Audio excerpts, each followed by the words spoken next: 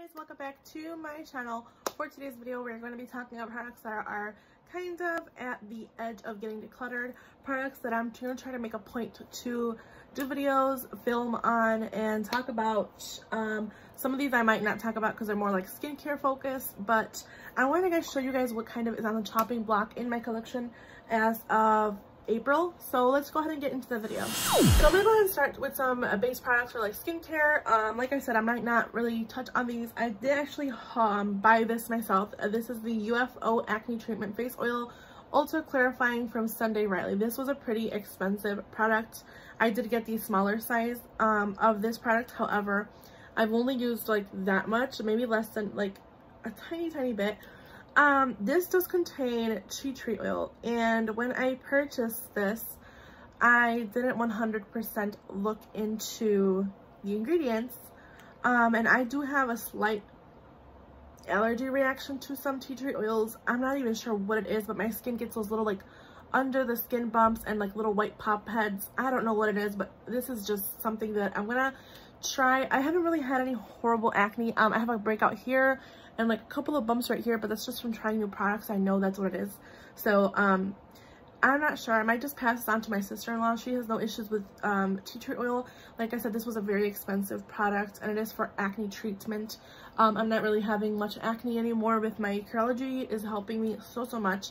So we'll see how this goes. I might just go ahead and declutter it and pass it on to her, or if somebody else in my family would like it. You know, it's very easy. It's sanitized because you just kind of pour it onto your fingers. I would never put this directly onto my face. So we'll see how it goes, but so far this is on the chopping block to my collection. Primers that are on the chopping block for my collection is the Cover FX. This is the gripping primer and firming. I hauled this in a TJ Maxx haul. It was completely sealed. It was brand new. I've only tried it once, and it gave me a bunch of little whiteheads all over my face where I applied it the most. It was so bad. So I kind of don't want to repeat to use this. It is a like gel kind of gripping primer. When I put it on my hand or anything, it feels nice. It kind of feels like my e.l.f. Cool Mint primer that I currently hauled, but again, I'm scared to use this on my face because of what happened. So I actually think I'm just gonna try it one more time. I'm gonna risk it. I'm gonna try it one more time, and if I do have that happen again, I'm just gonna completely get rid of it and probably, you know, see if somebody else wants it or toss it completely, because if it made me break out like that, like a bunch of whiteheads, like little tiny whiteheads all over, I don't want to get that again. So I'm gonna try it maybe one more time and see if that happens again. Then I probably will just get rid of it and throw it out. All right, let's talk about foundations that are in my chopping block. This is the Stay Naked Urban Decay Weightless Liquid Foundation. I have mine in the shade 30 Warm Yellow. I do like this, but for some reason, every time I go into my Shop My Stashes, it's one that I don't reach for, and I'm not even sure why. I feel like sometimes it makes my skin look a little more textured than I would like. Today I'm wearing the Westman Atelier foundation stick, and this, for some reason, I don't know if it's the formulation of the, you know, foundation or what it is, but it just kind of emphasizes texture. It has like more of like a slick kind of, doesn't really stay where you put it kind of feeling. So I'm not sure if that has to do with it, the fact that it kind of emphasizes more, and it makes my skin look a little more drier. And my skin's not dry, my skin's like normal combination oily. So this is one that is in my chopping block for this month. I will be doing videos on all these products, talking about them. Hopefully I will try to do at least an update every week and letting you guys know how I feel about these so far. So yeah, this will be in this month of April chopping block. Let's go ahead and talk about some products for the eyes or eyebrows, I guess.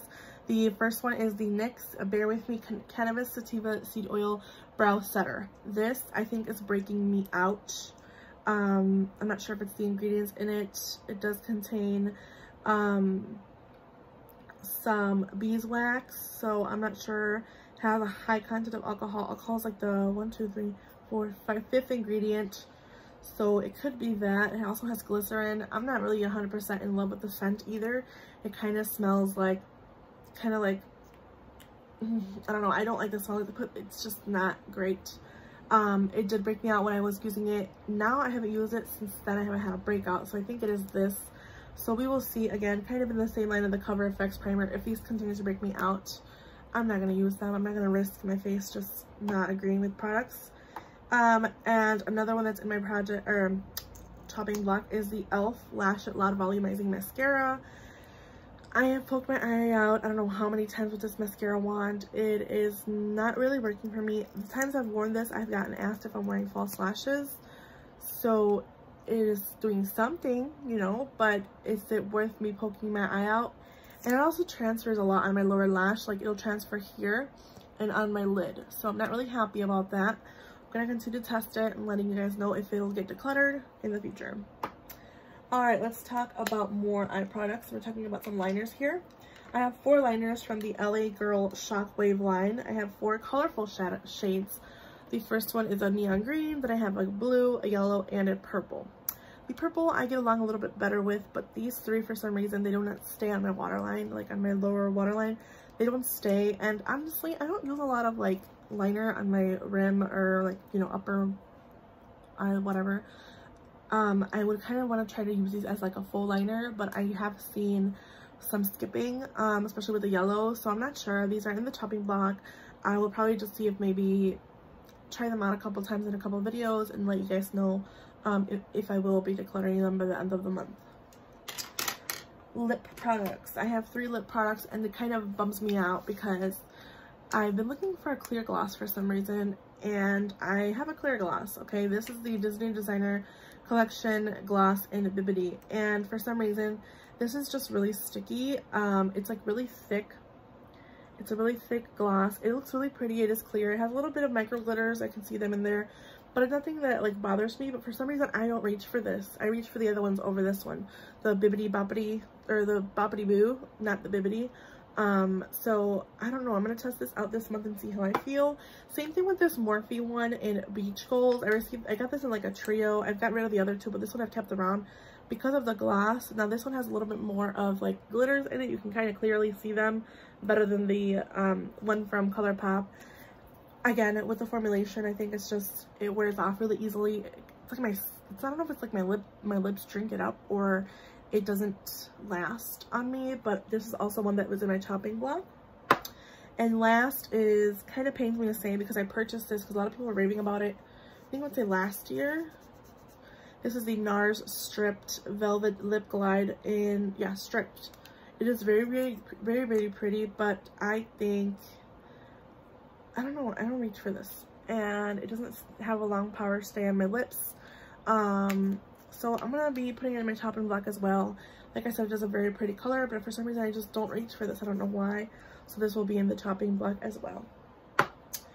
Alright, we're going to get into some highlighters. I have 4, and they are all loose highlighters. I have 2 from Laura. I have Sugar and Spice and Warm and Toasty. I have 1 from ColourPop, which is Chisme. I actually had 2, but I decluttered 1. And then I have this one from Artist Couture in Purple Dream. I think I got something like a BoxyCharm.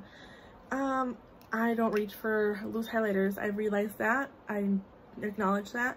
I will never purchase a loose highlighter in my life again, but I want to try to use these this month and see if I do like prefer one formula over the other. I know I do like the Laura one, especially around winter time when my skin's a little bit more dry to normal, you know, but for some reason I have to test them out more and use them more, so I'll make it a point to use them this month of April and let you guys know at an update if I do feel like I need to declutter them. I don't know, my eyes are itchy.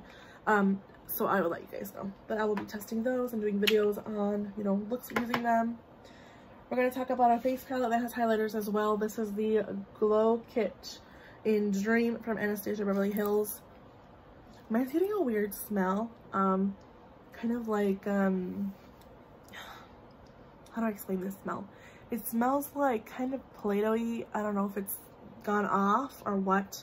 You can see I barely used it. I use it mostly for like toppers or inner corner highlights. They're very pretty. They're very very unique colors, to be honest. Especially that one right there, I think is so pretty. And same thing with the last row. They're a little bit more colorful. So I do want to use these, even if it's just for toppers or shadows. And I want to make a point to do that because it is a really pretty pricey item. I know I remember I got it on sale, but still I want to make it a point to use it. And this will be in the chopping block for the month of April. Let's see. Another thing that I want to talk about really quick is single shadows. I only have ColourPop single shadows. I used to have Coastal Scents shadows that were singles, and I got rid of those. So I only have this Ulta palette full with ColourPop single shadows. I have made my own little kind of color stories. So here you see a bunch of like purples and kind of some warmer colors and kind of nudes. And here's where you get your more colorful, your blues and purples, and then more red and warm tones, and then a row of like teal-ish kind of yellow and green colors. For some reason, you will see some ColourPop palettes here for my chopping block. I've noticed that these formulations are getting drier and they're not lasting as well as I thought. The same thing with the shimmers. Some of my favorite shimmers are just kind of becoming really crumbly. For example, this shade here used to be, well, actually it still is very nice. This is the color in Burner. The one time I used it was really chunky. For some reason it's looking okay now, but you still see some chunkiness in there. I'm wanting to use these more and play with them a little bit longer and see if I do feel like I need to declutter them, you know, for my collection, and just see where I'm at. But we will see. This will be one that will be in my project for this month. I'm going to try to use it, and it's going to be on the chopping block, so we will see with that one.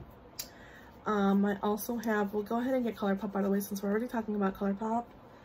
I have another palette that I mixed a bunch of shades from, the Ooh La La, the It's My Pleasure, and the, I forget what other palette that was, but this has a bunch of random shades.